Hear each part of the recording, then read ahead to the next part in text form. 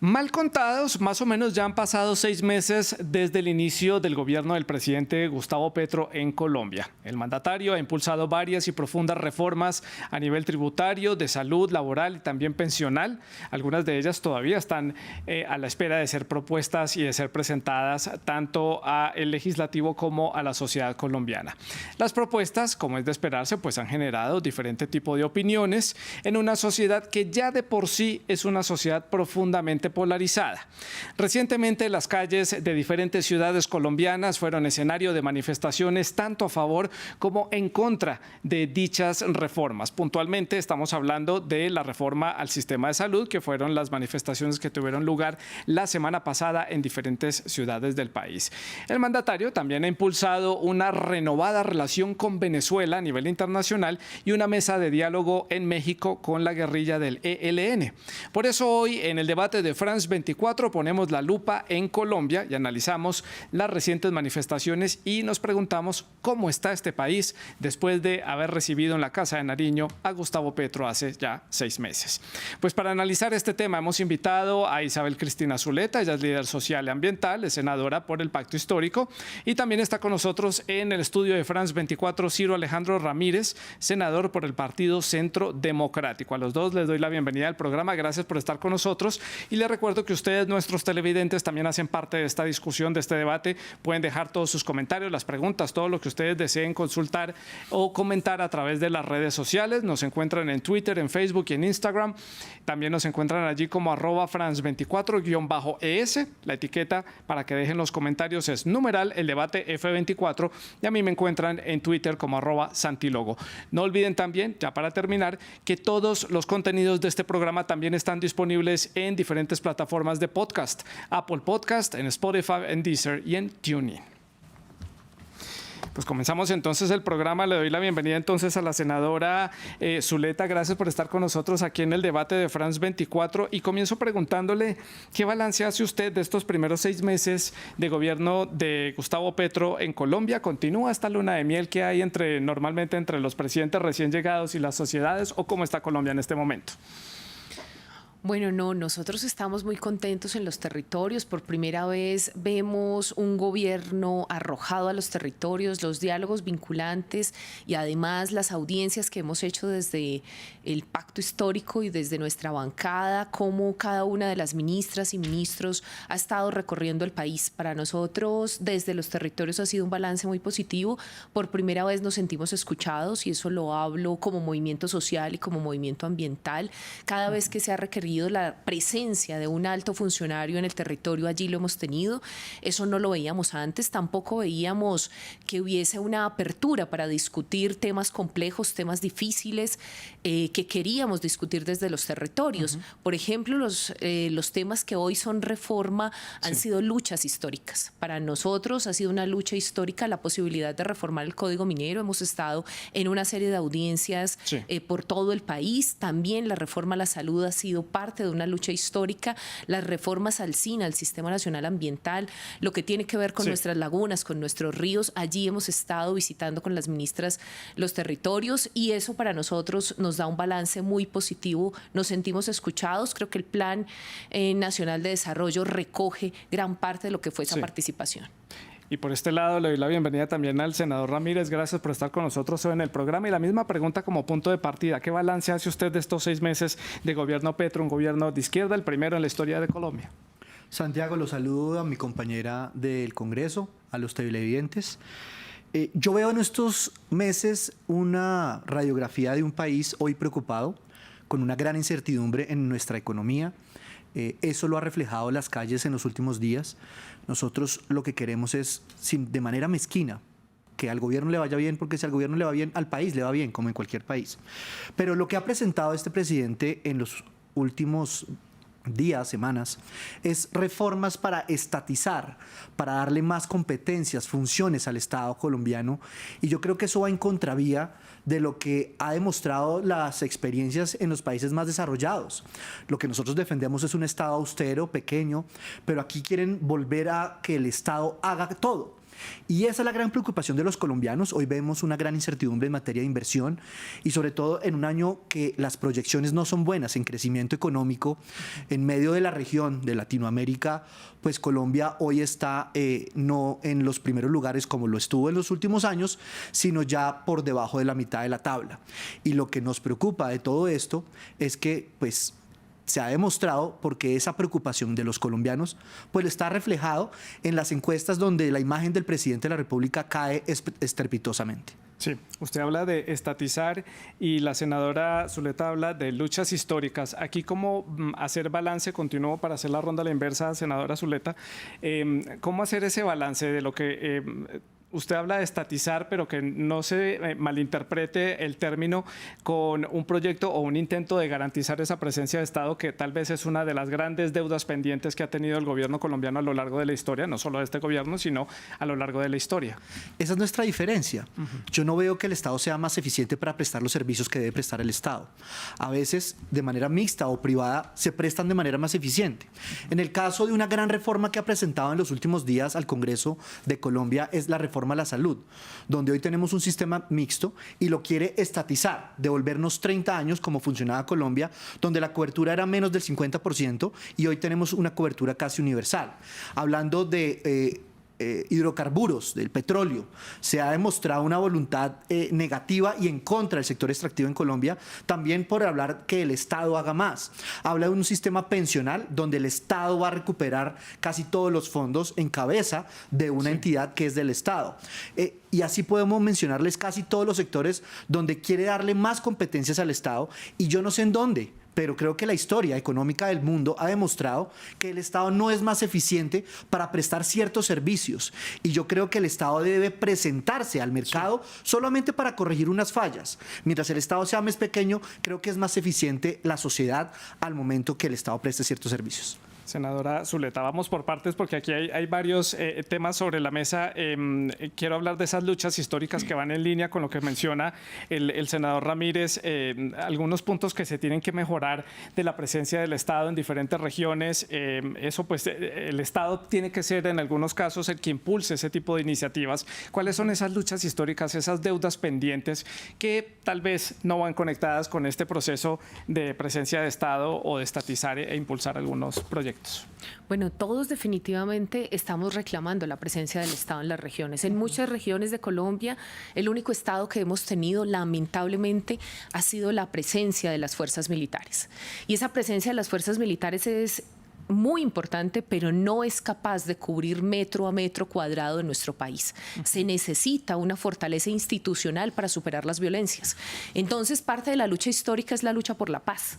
Esa lucha por la paz que requiere un buen servicio de salud, porque si bien se ha mejorado en términos de posibilidades de acceder al servicio de salud, no se está cubriendo hoy esas necesidades en los lugares más alejados de nuestro país. En muchos lugares no tenemos ni siquiera centros de salud. Han tenido que salir esos centros de salud, se han venido quebrando los hospitales, se han venido quebrando las mismas EPS y esos intermediarios de salud. Lo que nosotros estamos diciendo es que se pueda atender el derecho a la salud. ¿Y por qué ha sido una lucha histórica? Precisamente porque hemos tenido que acudir no solo a las calles, sino a los organismos de justicia y a la posibilidad de la tutela. El mayor número de tutelas en nuestro país se da para acceder a los servicios de salud. Si es un derecho conexo a la vida, nosotros no tenemos tiempo que esperar y muchas personas han muerto, lo que le llamamos aquí en Colombia, en el paseo de la muerte. Y otra lucha histórica que es muy importante, que tiene que llegar a los territorios y que para nosotros es trascendental para superar esos niveles de violencia, es la desigualdad. Colombia es el segundo país más desigual de 18 de la OCDE de nuestra América. Sí. Y ese segundo país más desigual lo que quiere decir es que tenemos unos niveles de pobreza enormes. Nosotros tenemos que superar esos niveles de pobreza. Y en ese proyecto de salud estamos hablando de los determinantes sociales y ambientales que tienen que ver con los niveles de pobreza. Entonces nosotros estamos juntando luchas históricas para tener un mejor acceso, no solo en las ciudades, sino en los lugares más alejados. Aquí estamos diciendo, aquí hay buenas clínicas en En Bogotá hay buenas clínicas, en Medellín hay excelentes clínicas, pero no, en los municipios del Bajo Cauca no tenemos clínicas a donde acceder. La gente tiene que recorrer por carreteras completamente destruidas, que hoy no tenemos buenos servicios, precisamente para horas y horas de camino llegar y buscar en ese paseo de la muerte que sean atendidas. Y en el tema del petróleo, a mí me gusta llamar la atención sobre el hecho de que es una empresa nuestra, es una empresa así estatizada y que retomó el control el Estado colombiano por la fuerza popular, la fuerza que hizo un sindicato que se llama la USO. La USO logra que sea nuestra empresa, la empresa de todos los colombianos. Justamente la reforma a la salud es la que ha llevado a las calles a cientos de colombianos, lo veíamos en imágenes la semana pasada en diferentes puntos de Colombia,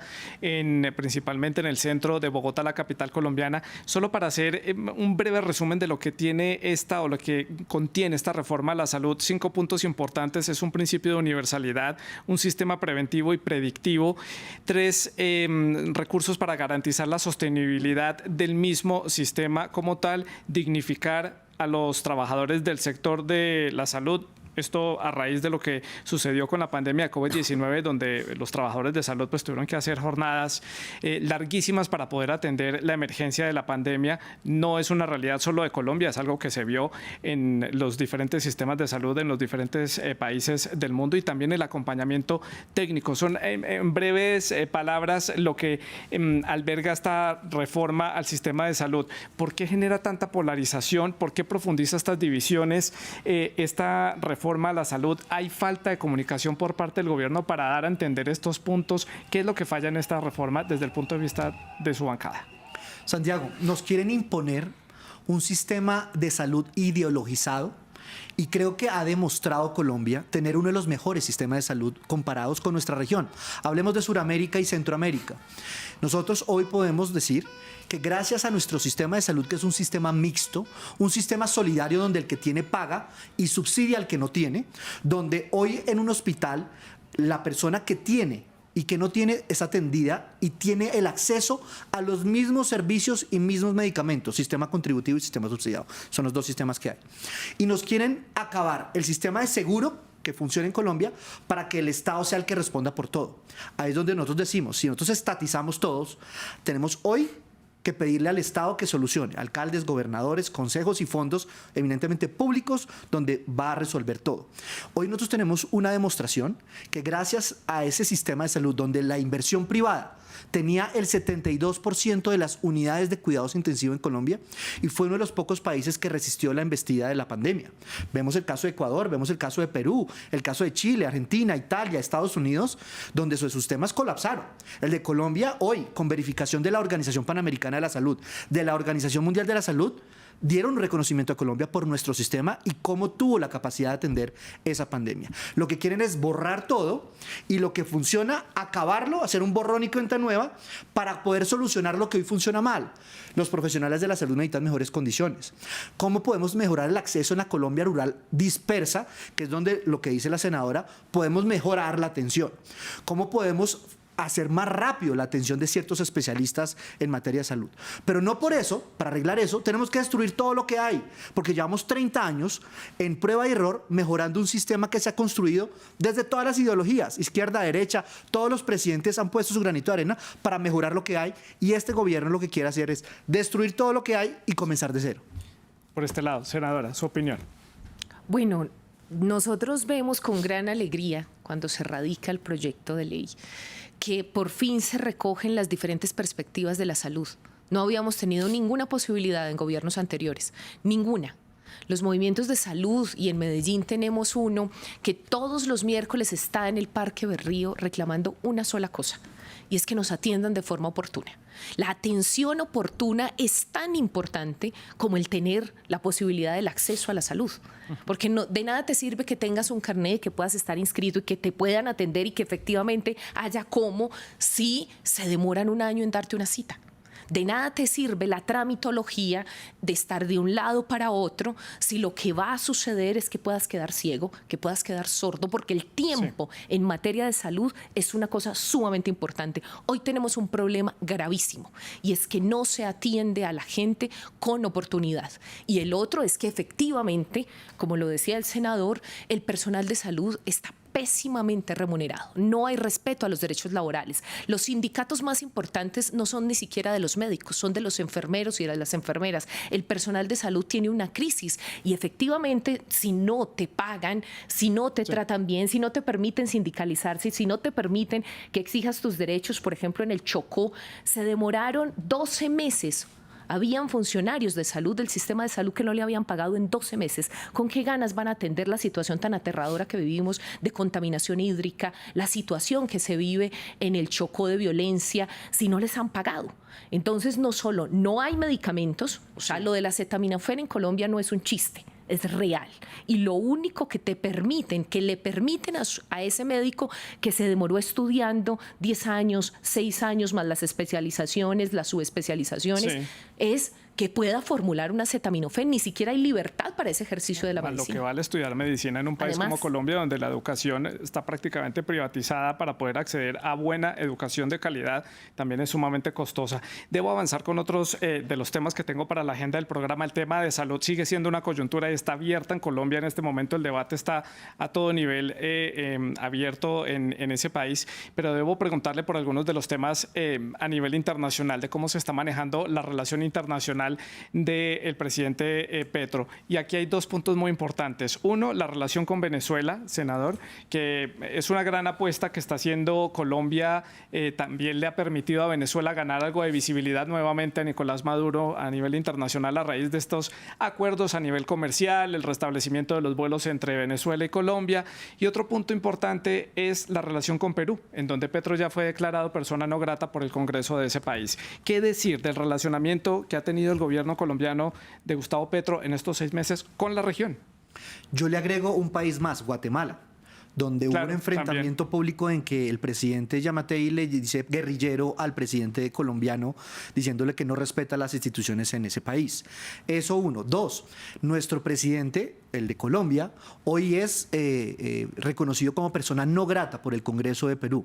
Pues cómo no le van a decir eso si el presidente Gustavo Petro, el de Colombia, le dice a los peruanos que todos son unos nazis por marchar o porque están en contra de las marchas o por lo que fuera. Un presidente no se puede referir así hacia los habitantes de un vecino país. Pero sí, muy mejor amigo de Venezuela, donde vemos una dictadura y un régimen que ha sido voz populi para toda la región, que ha facilitado el ejercicio de los grupos criminales que hoy operan en Colombia y se refugian en ese país. Dos, que también ha permitido todas esas operaciones de narcotráfico gracias a esas organizaciones criminales, y mucho se habla de ese cartel de los soles que son miembros de la Fuerza Pública de Venezuela. Ahí sí no pasa absolutamente nada. Y lo que nosotros vemos es que visibiliza, nombrándolo como veedor, como país recipiente pues de esas negociaciones con el ELN. Entonces, lo que nosotros vemos es que unas políticas de relaciones exteriores de este país, totalmente un fracaso, cuando lo reconocen como no grata, agarrándose con el presidente de Guatemala, pero sí mejor amigo de un presidente, o más bien de un dictador que ha facilitado la operación del narcotráfico y de organizaciones criminales que operan en Colombia. Senadora, no se está jugando aquí mucho la imagen internacional de Colombia en este relacionamiento con el gobierno de Venezuela, siendo un tema tan sensible en la comunidad internacional, aunque también hay que entender la importancia, por lo menos en términos comerciales, son países vecinos, históricos, hermanos, que tienen un intercambio comercial fronterizo millonario, y es la gran apuesta, ¿no? Activar la economía a través de esa inversión que puede llegar de Colombia para reactivar la economía venezolana. Le puede funcionar muy bien al empresariado, pero aquí no hay mucha presión en el tema internacional dándole tanto apoyo a Venezuela. Bueno, yo acabo de venir de Arauca, hice una gira por la frontera, es la frontera más importante de nuestro país. Realmente de ella depende la Orinoquía, dependen nuestros ríos fronterizos, tenemos una situación ambiental que resolver, eso no se va a poder hacer si no tenemos una relación con el país vecino. No hay manera de resolver los problemas de degradación ambiental fronterizos y esos ríos que dependen de los dos países si no tenemos una buena relación. Como ambientalista tengo que decir, es necesaria esa relación. El río no da espera. Las fronteras son vivas, no solo por los asuntos comerciales que son de suma importancia, la gente está feliz. O sea, solo el poder pasar, solo el poder intercambiarse como familias. Y hay que recordar que en esas fronteras vivas tenemos la misma familia donde los primos, los hermanos están del otro lado.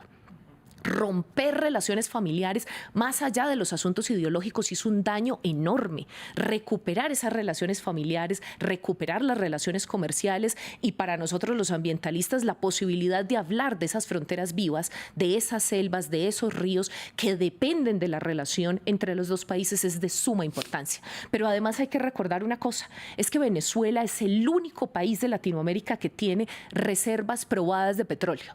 Es el mayor, no hay ningún otro, uno de los mayores en el mundo. ¿Cómo no vamos a querer tener unas relaciones, unas potentes relaciones comerciales cuando estamos en medio de una crisis planetaria en la que necesitamos del petróleo, en la que necesitamos del gas? Efectivamente, nuestro país no es un país petrolero, es un país con petróleo limitado. No tenemos, ojalá tuviésemos las reservas de Venezuela, no tenemos el gas que tiene Venezuela. Por lo tanto, que necesitamos, por seguridad energética, sostener unas relaciones estables más allá de las posturas ideológicas, porque para otros asuntos sí nos piden entonces que no tengamos esas posturas ideológicas, pero para los asuntos estratégicos, en materia ambiental y en materia energética, en materia de alimentación, recuperar esos insumos para la producción agrícola, esos insumos a buen precio. Es que los insumos internacionales no son un asunto despreciable. Estamos dependiendo de la volatilidad hoy del peso colombiano, de la volatilidad y de lo que está pasando con nuestras finanzas al aumentarse el dólar. Entonces, nosotros necesitamos fuentes más cercanas. ¿Qué pasa con que sean más cercanas? Precisamente que dejamos una menor huella ecológica. Tener relaciones comerciales con los más cercanos es de suma importancia. Y quiero referirme a lo de Perú, que para mí es muy importante. Sí. Que es un país que hoy, y todos estamos en la obligación, todos los países del mundo estamos en la obligación de referirnos a las violaciones a derechos humanos.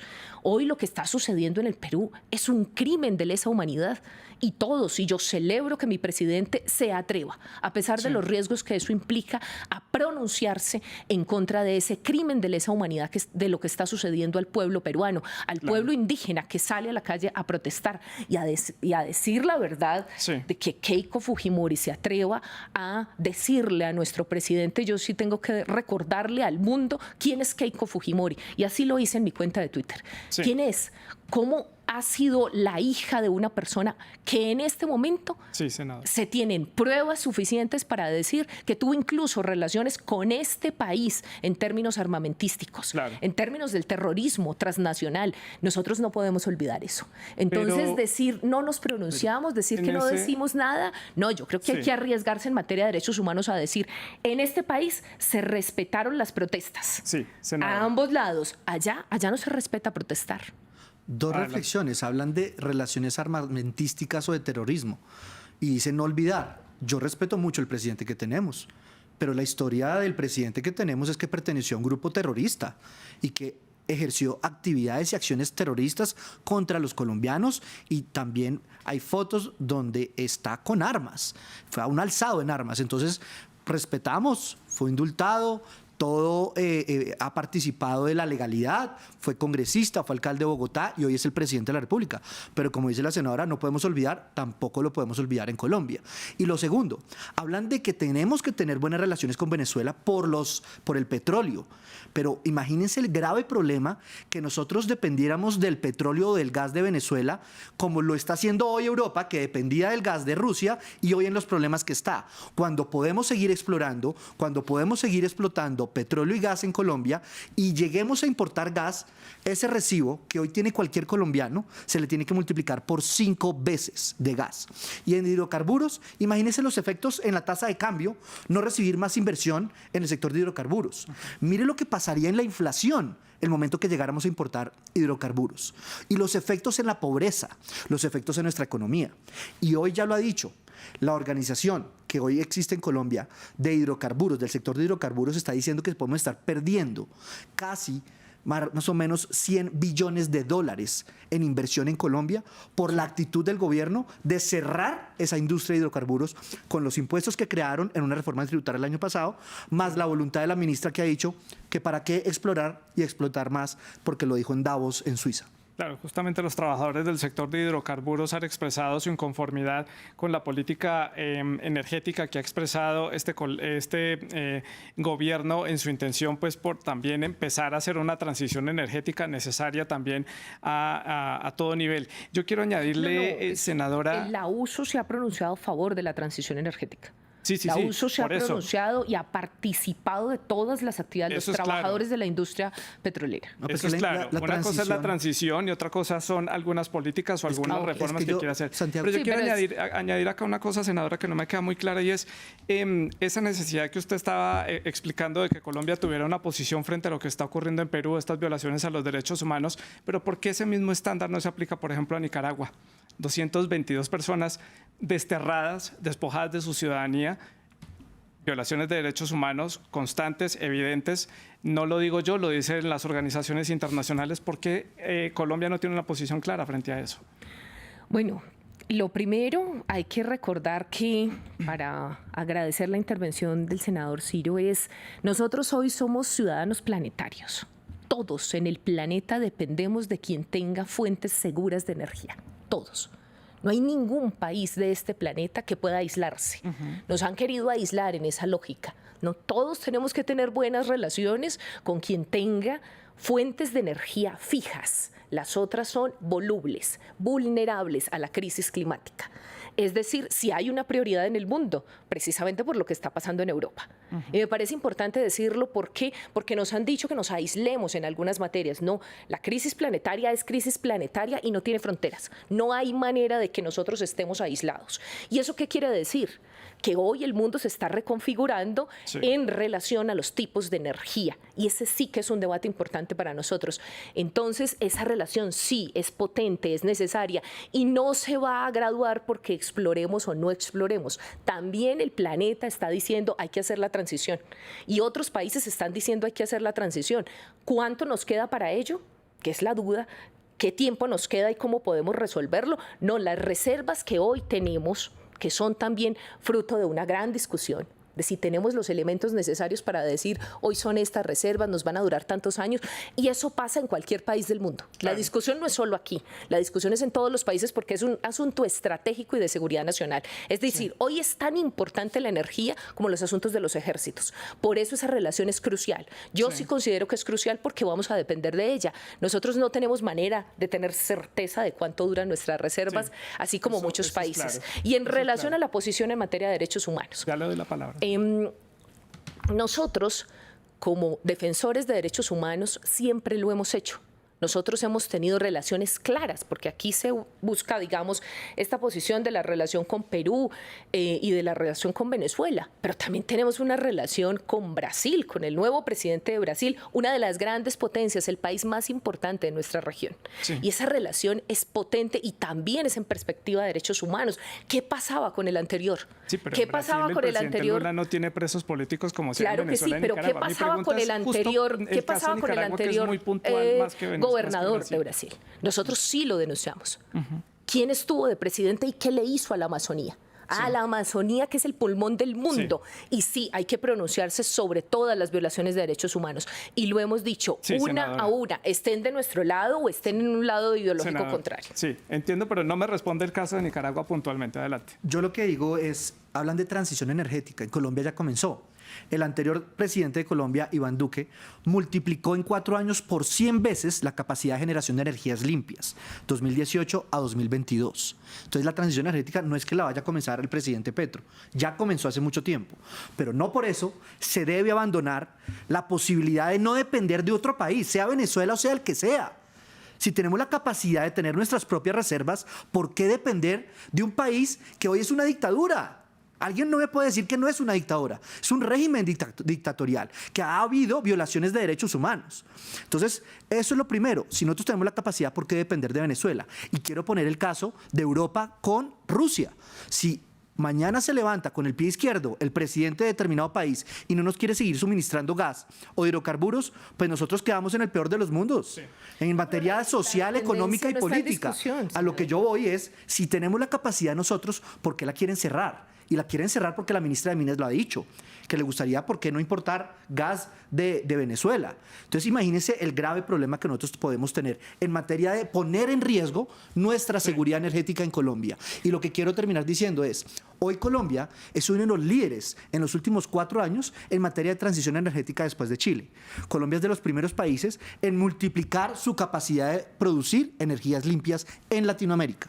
No, la discusión sobre energías limpias es otra cosa, pero todos estamos dependiendo de todos. Del tema ambiental que ya lo hemos tocado. Hoy no hay manera de ser autónomo energéticamente, hoy sí. Ninguno. Por eso, pero estamos pensando en el largo plazo, porque si no, no hablaríamos de exploración. Sí. Pues si vemos el largo plazo, entonces porque están cerrando el grifo. Y sí le respondí su pregunta, discúlpeme, porque el presidente Gustavo Petro se pronunció solo ayer sobre las 94 personas, pero sí lo ha hecho. ¿Qué hemos dicho? Lo mismo que le acabo de responder. Son los 94 de esta semana, pero hace 15 días hubo 222 que fueron expulsados del país. Lo mismo que le acabo de responder. Todas las violaciones de derechos humanos, absolutamente todas, que no nos podamos dedicar a pronunciarnos sobre cada una de ellas, faltaba más. En México nos hemos pronunciado, nosotras como organizaciones de derechos humanos, firmemente contra las violaciones hacia las mujeres, contra los derechos de las mujeres, que es un crimen terrible. Es difícil pronunciarse porque luego pasa como, por ejemplo, con Perú, que tomaron una posición, se pronunciaron y en Perú los declararon persona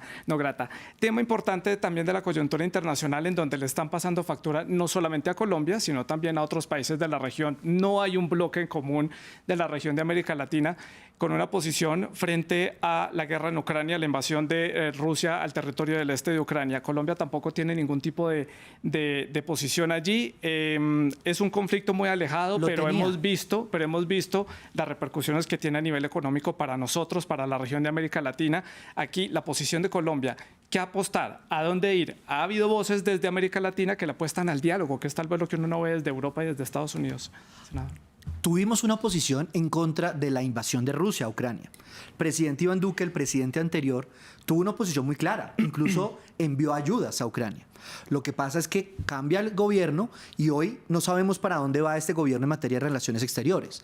Lo vimos con Guatemala, lo vemos con Perú, que es nuestra región, y ahora con el caso de Ucrania no ha tenido una posición seria o concreta con respecto a esa invasión de Rusia a Ucrania. Y estamos a la espera que la dé por las repercusiones que eso ha tenido en materia económica, de materias primas y muchas otras. Y yo creo que sí es importante. Desde el Congreso lo hemos venido repitiendo. Incluso hemos solicitado al canciller que cuál es la relación que hoy se tiene o cuál es el pronunciamiento y la posición de Colombia con respecto a esa situación que hoy se está viviendo entre Rusia y Ucrania. Por este lado, senadora. Bueno, yo creo que nuestras relaciones son muy positivas. De verdad, la postura del gobierno anterior en términos de relaciones internacionales era para nosotros más que frustrante. Por lo menos en el relacionamiento con Canadá, en el relacionamiento con hermanos países de nuestra América, los más importantes, y reitero, Brasil, Argentina, Chile, México, que han sido unas potencias en materia de posibilidades de que su economía sea mejor, de tener mejores posibilidades económicas y que nos den ejemplo también en nuestra América. Entonces yo creo que el relacionamiento con los países latinoamericanos ha mejorado, el relacionamiento con otros países también. Yo creo que eso mismo que se le pide al presidente, se le pide entonces no hacer observaciones sobre lo que pasa en Perú, sí se nos pide para otras naciones y otros continentes. Yo creo que ahí hay que tener mucho cuidado. Y no se nos puede olvidar quiénes han sido los grandes beneficiados de esa intervención y de esa guerra que se está sufriendo hoy en Europa. Y esos grandes beneficiados también de los que hoy dependemos, porque se habla de una autonomía energética que no sabemos cuánto nos va a durar. Y por eso las relaciones internacionales son tan delicadas cuando somos un país dependiente. ¿Somos hoy un país dependiente en materia de alimentos? Sí. ¿Quién es el gran beneficiario de esa guerra que se está dando? El gran beneficiario es una empresa de Estados Unidos. Una empresa de Estados Unidos, y nosotros tenemos dependencia, por supuesto tenemos dependencia. Esas relaciones son sumamente cuidadosas. Yo creo que se está haciendo una tarea de filigrana. Una tarea de filigrana de saber de quién dependemos, cómo dependemos. Y no estamos en la película de que somos autónomos. No somos autónomos. Sí. Dependemos un montón en muchos factores. Y si tenemos algunas autonomías son reducidas y están acotadas en el tiempo. Me quedan ya pocos minutos para finalizar el programa. Quedan muchos temas sobre la mesa para debatir. Necesito que hagamos las conclusiones para el cierre de lo que puede venir para Colombia para los próximos meses o tal vez para el próximo año, para hacer luego un balance de ese primer año del presidente Petro al mando de Colombia. ¿Hacia dónde se dirige el país? En este momento estamos en una coyuntura de manifestaciones ciudadanas, de protestas. Salen también los taxistas en los próximos días a manifestarse en contra de algunas de las políticas y porque tampoco hay una posición definida frente, por ejemplo, a las plataformas digitales de transporte que lo llevan aplazando ya diferentes gobiernos. Hay muchos temas sobre la mesa, pero hacia el futuro, hacia los próximos meses, comienzo con la senadora, ¿qué proyección se puede hacer? ¿Qué rumbo vamos a tomar como país? Bueno, no, yo creo que las manifestaciones, bienvenidas. A mí me parece que llevar ese debate a la calle, independiente de lo que eso puede generar, a veces incomodidades para la gente, pero también abusos de poder que se han presentado o extralimitación de los mismos manifestantes que deben saber que nuestro marco constitucional es la protesta pacífica. A mí me parece eso muy positivo, tener una ciudadanía movilizada, tener una ciudadanía, ojalá sin fake news, ojalá sin mentiras, ojalá sin exacerbación realmente de lo que está sucediendo, porque vimos en las protestas que realmente estaban diciendo cosas que no eran ciertas, que el presidente Gustavo Petro había prohibido la fe católica. Eso jamás ha pasado. Nosotros somos súper respetuosos y así lo hemos dicho en el Congreso, súper respetuosos de las distintas creencias. Entonces, ¿hacia dónde vamos? Efectivamente, se van a seguir expresando esas movilizaciones ciudadanas maravillosas. Los debates van a ser al interior del Congreso y afuera. Y qué bueno que así sea. Por este lado, senador, me queda un minuto. Para hablarles a los colombianos en todos los países, vamos hacia el abismo. Una gran incertidumbre en materia económica. Un presidente hablando desde el balcón hace muy pocas noches del Palacio de Nariño, de la Casa Presidencial, hablando como un activista de izquierda, como un opositor y no como el presidente de todos los colombianos. Vemos un año con una proyección económica negativa por el Banco Central de Colombia. Nosotros vemos una gran cantidad de reformas que lo que quieren es estatizar. Vamos hacia el abismo. Y hay que recordarle al presidente de la República de Colombia que hoy es el presidente, ya no es el activista que lo fue durante muchos años y que tiene que generar confianza para este país y para todos los colombianos. Senadores, pues les agradezco mucho por este análisis, habernos puesto en perspectiva de lo que está sucediendo en este país suramericano, viendo cómo ha evolucionado estos 6 meses de gobierno del presidente Petro. Muchas gracias por haber estado con nosotros aquí en el estudio de France 24. Es todo por hoy. En nombre del equipo técnico les agradecemos la sintonía. La producción del programa estuvo a cargo de Laura Garzón y la producción de invitados estuvo a cargo de Tania Herrera. Muchas gracias. Pueden seguir dejando sus comentarios a través de las redes sociales. Sigan con nosotros.